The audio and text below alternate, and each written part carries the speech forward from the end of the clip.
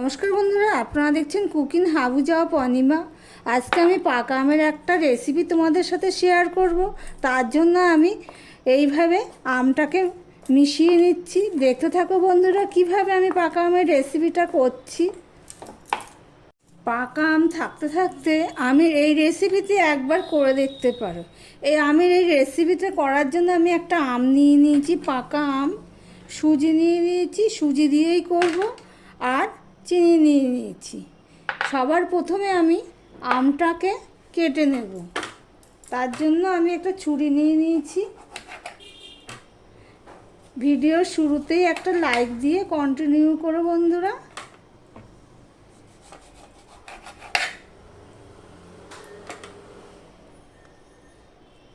খুবই ভালো লাগে।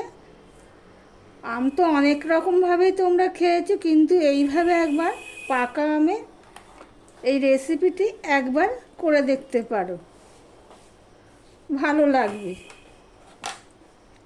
এইভাবে আমি আমটাকে কেটে নিচ্ছি, দেখতেই পাচ্ছ। এবার একটা গ্রাইন্ডার নিয়ে নিয়েছি।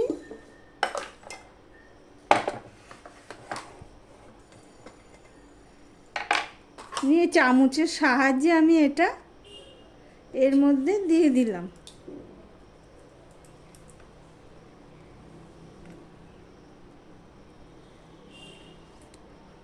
পাকা আমটা কিন্তু খুবই পাকা থাকতে হবে, তাহলে এইভাবে পুরো চলে আসবে।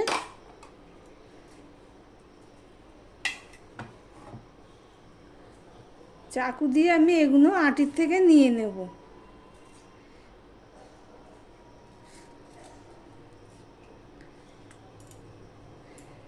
এবার আমি এটা একটা পেস্ট বানিয়ে নেব। আর এখানে দেখো আমি সুজি নিয়ে নিয়েছি।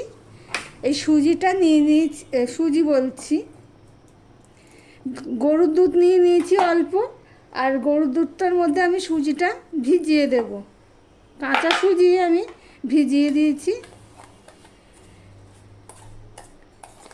দেখো মোটামুটি পুরোটাই মানে জল জল হয়নি, সেইভাবেই ভিজিয়েছি দুধ দিয়ে।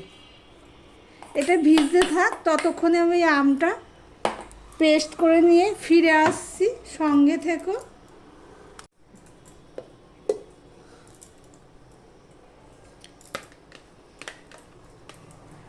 দেখো আমটাকে আমি পেস্ট করে নিয়েছি।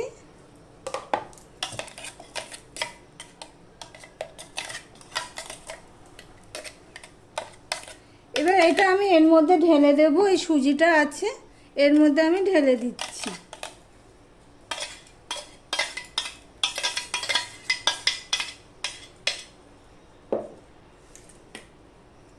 দিয়ে দিচ্ছি যে চিনিটুকু নিয়েছিলাম, সবটুকু লাগবে না, আমটা ভীষণ মিষ্টি। চিনি দিয়ে দিলাম, 2 চামচের মতন চিনি দিয়ে দিলাম।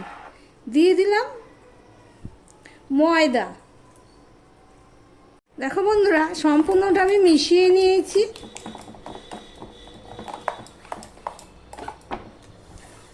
এখানে আমি আর একটু ময়দা দিয়ে দেব,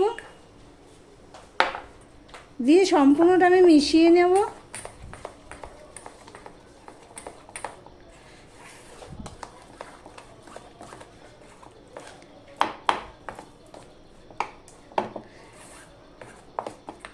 আর একটুখানি আমি দুধ দেব।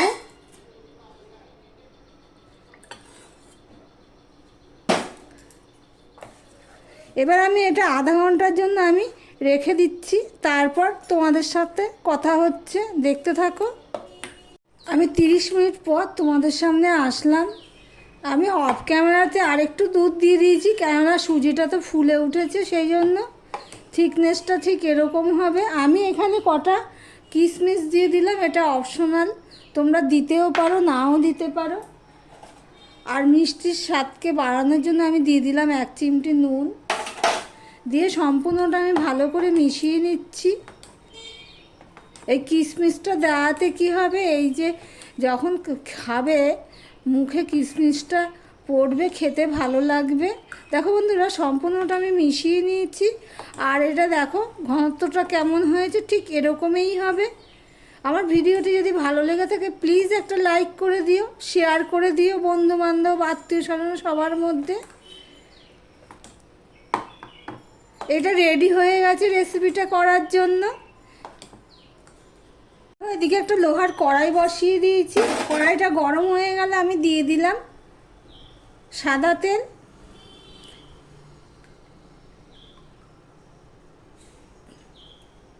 একটু পরিমাণ মতন তেল দিতে হবে, কেননা এটা ভাজতে গেলে এবার ডুবো তেলে ভাজতে হবে, সেই পরিমাণে আমি তেলটা দিয়ে দিলাম। তেলটা গরম হওয়া পর্যন্ত আমি অপেক্ষা করব।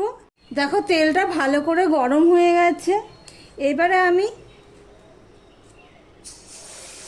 একটা একটা করেই ভাজবো। এতক্ষণ তোমরা বুঝেই গেছো আমি কি করব। হ্যাঁ, আমি আমের মালপোয়া করছি, সেটাই তোমাদের সাথে শেয়ার করছি।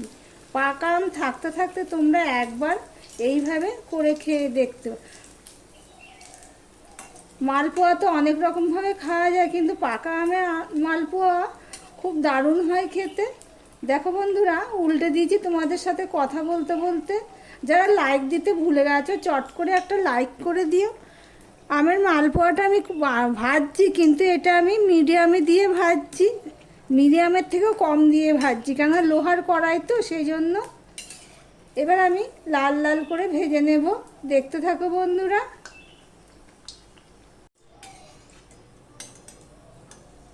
দেখো বন্ধুরা, ঠিক এরকম কালার হবে, কিন্তু এমনভাবে ভাজতে হবে যাতে ভিতরটাও ভাজা হয়ে যায়। সেই জন্যই আঁচটা কিন্তু জোরে দিলে হবে না।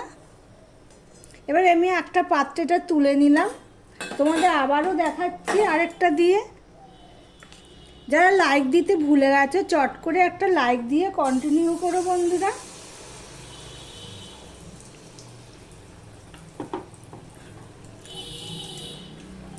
তেলটাকে কিন্তু ভালো করে গরম করে নিয়ে ছোট করে দিয়েই ভাজতে হবে, তাহলে পুরোটা ভাজা হবে, ভিতরটাও ভালো করে ভাজা হবে। উপরটা হবে ক্রিস্পি, ভিতরটা হবে নরম। এইভাবে আমি সমস্ত মালপোয়াগুলো ভেজে তারপর তোমাদের সাথে কথা হচ্ছে। দেখো বন্ধুরা, সমস্ত মালপোয়াগুলো আমি ভেজে নিয়েছি। দেখো কত সুন্দর হয়েছে, আর খুব ভিতরে দেখছো কেমন আওয়াজ হচ্ছে। যেহেতু সুজি দিয়েছি, উপরটা মচমচে আর ভিতরটা নরম। এই দেখো তোমাদের একটা ভেঙে দেখাচ্ছি, দেখতেই পাচ্ছ। তাহলে পাকা আমের মালপোয়া তোমাদের কাছে কেমন লাগলো কমেন্ট করে জানিও। এক বাটি সুজি আর এক বাটি ময়দা আর একটা আম দিয়ে আমার এতগুলো মালপোয়া হয়েছে। তাহলে ভিডিওটি আজকের মতন এখানেই শেষ করলাম। আবার অন্য কোনো সুন্দর সুন্দর রেসিপি নিয়ে চলে আসব। আরও একটা কথা বলছি, আমার পাকা আমের অনেক রেসিপি আমার চ্যানেলে দেওয়া আছে, তোমরা চাইলে দেখে আসতে পারো।